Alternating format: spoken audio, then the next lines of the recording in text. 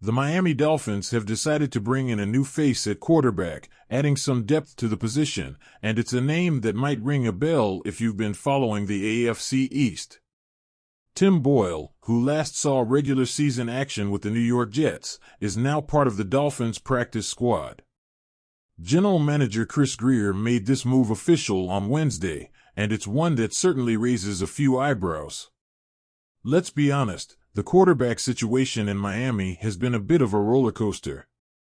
Tua Tagovailoa is obviously the main guy, and Skylar Thompson is holding down the backup spot.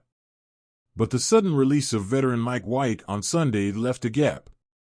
White, another former Jet, didn't stay unemployed for long, as he quickly found a spot on the Buffalo Bills practice squad.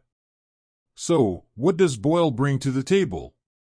And what does his arrival mean for the Dolphins moving forward? Boyle's journey in the NFL has been anything but smooth.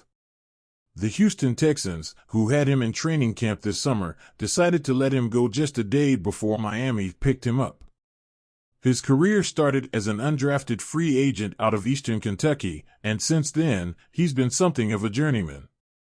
Boyle has suited up for 4 different teams, playing in 20 regular season games. His record as a starter? Well, it's not exactly something to write home about, 0-5 in his 5 career starts. If you're thinking back to last season, you might remember one of those starts, and it wasn't a pretty one. The Dolphins traveled to MetLife Stadium on Black Friday to face the Jets, and Boyle was under center for New York. He did complete 27 of 38 passes, but they only amounted to 179 yards, with his longest completion being just 13 yards.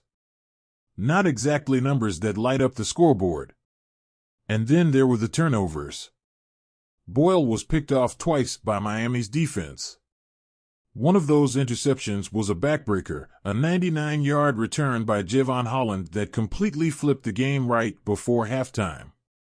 It was one of those plays that makes you wonder if things could have gone differently, but the reality is, the Dolphins had Boyle's number that day. Boyle's other start for the Jets last season wasn't much better, and before that, he had a stint with the Detroit Lions in 2021. Across his career, Boyle has completed 62.3% of his passes, but his touchdown-to-interception ratio is far from ideal, 4 touchdowns to 12 interceptions. That's not the kind of stat line that instills confidence, and his career passer rating of 55.2 reflects that. So, what's the play here for Miami? Boyle is on the practice squad, which means he's not going to see the field unless something drastic happens. The new rules for 2024 allow for an emergency third quarterback, but Boyle would have to be promoted to the active roster to be eligible to play.